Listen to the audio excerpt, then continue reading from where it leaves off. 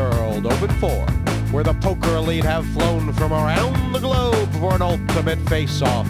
There is over $500,000 in the prize pool. The winner gets a massive $250,000 check. The race is on. I always call No Limit Texas Hold'em the beautiful game. I always think I'm going to win. It's a real man's game. If I win it, it's all skill. Do I sound like I know what I'm talking about?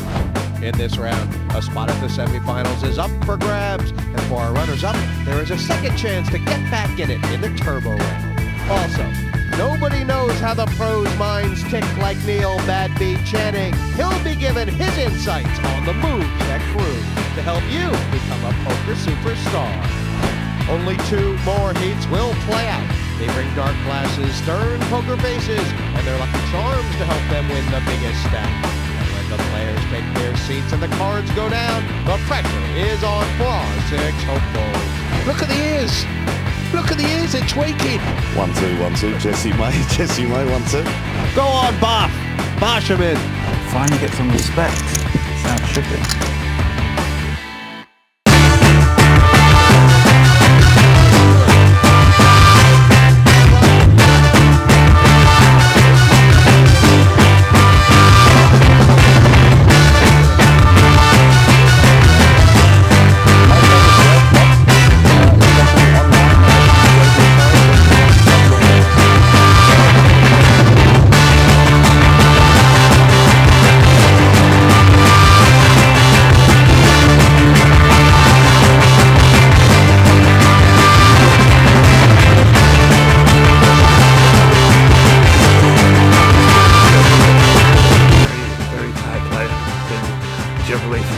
Chips to the middle has got to be nuts.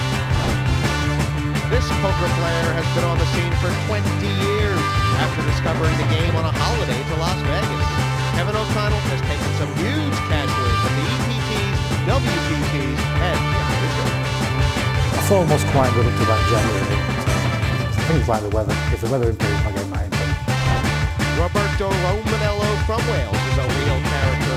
Maybe one of the wild cards, but his back chat and cheeky banter can all be a ploy to secure that win he is craving. It's no good me saying, oh, I'm unlucky all the time, but nobody ever listens. You've got to prove yourself, you've got to go out and win. So I'm not going to say nothing from now on, I'm just going to try and win it. John McGill from Ireland. His biggest poker achievement is reaching 12th place in the WSOP in 2006. Recently, he has been lying low and is hoping, with the help of his lucky cat, he can take another big win. I think poker's like life. There's a lot of decisions you have to make, a lot of moves you can make. It's just like, I really like the psychology side of it, so it's just, and it's a good game and I really enjoy it.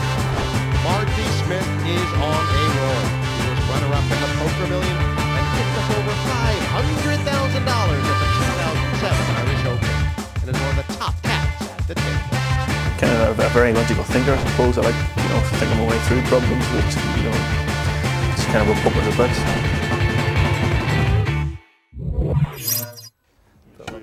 Chip Cherry, the yellows are valued at $1,000, the blues worth $2,000, and the reds a cool water sandwich and $5K a piece. $100,000 per player, $600K are in play. What do you want us to do? No, it's just that this is quite smooth. And you talk about table talk. I mean, between Roberto Romanello and Buzzer Beal, they may be chattering all day long. That's including the Thomas might not say one word. Yeah, exactly. I think Thomas lets his poker do the talking, and Roberto just can't help it. He has to keep reeling them off. A couple talkers at this table. Scally and Kevin O'Connell both get into it, and John McGill. You've played with a lot of these guys in this format. I've played with them all, basically. The guy I'd sort of want to keep away from round the table when he's in a pot is Thomas.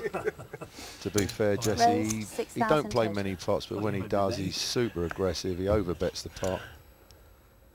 You think he don't make moves, but he certainly does that as well. He does, and I mean, this is very familiar to him, this one table, fast rising blind type of thing. He does it on the internet. He's a master at it. Yeah. Cool. This guy here, Scally, he's got to be, I should imagine him and Channing are probably the most informed English players at the minute.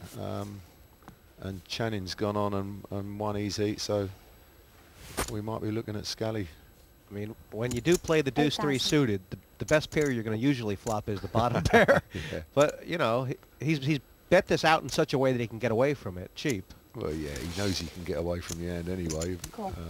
Nice call here from Marty. You know, it's early doors. Don't want to get too excited. And depending on what comes, that would look like a scare card if you're Marty Smith, right? Yeah. He's not going to let up. That he'll fire another bullet. He definitely calls again, Marty. 14,000. Can he call here, Marty? Yeah. Yeah. It's first hand in. Scally's come out betting. He might think that he's got a monster, but you know, you can put Scally on anything, can't you? At the minute. It's the power of his game. And I mean, he's been in such great form, Jonathan. I mean, geez, he was over in Vegas. He's gotten a 21st in the toughest tournament right now in the world, they say, the 25,000 WPT. He started off with another score in the side event there.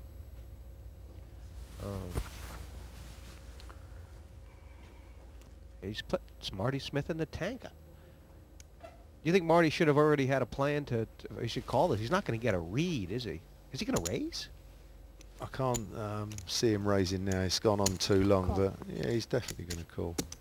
And this pot now big enough where Scally is going to have a serious decision about the third bullet on the river. Yeah, I mean, he knows he's in massive trouble, Check. Scally.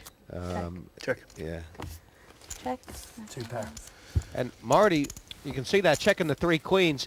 I think he kind of had a good read on the situation. He was somewhere between miles in front, miles behind. Oh, he's been raising it. I thought they were suited until the Queen of Hearts came down.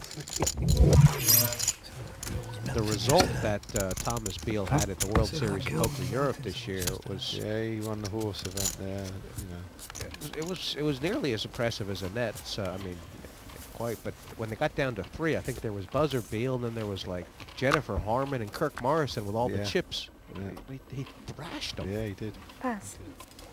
I like the way he plays these heats. I wouldn't want to be laying him. You Pass. wouldn't... Raise to 5,000 total. Here comes Pass. Scally again.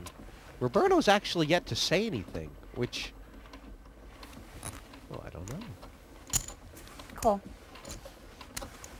Obviously, he wasn't going to fold the ace-10 to Scally's button raise. No, for sure. You don't really want to be re-raising it just in case. So let's have a look. He'll be pleased with this. Yeah, good spot. John will probably represent. Check. 8,000. He can play fast, Scally. And the quick call by Roberto. I mean, Scally's...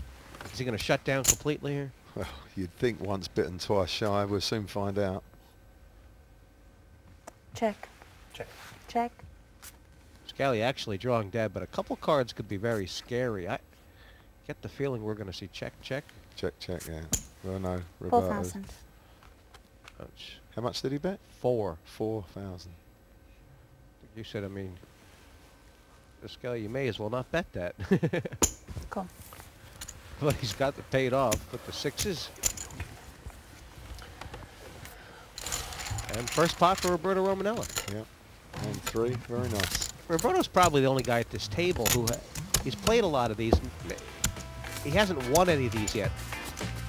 Coming second and third in like major events is heartbreaking sometimes, but they say you never feel great unless you win a big event. You know, a big tournament. You know, you can come second and you still feel as if you've lost, and I think that is true.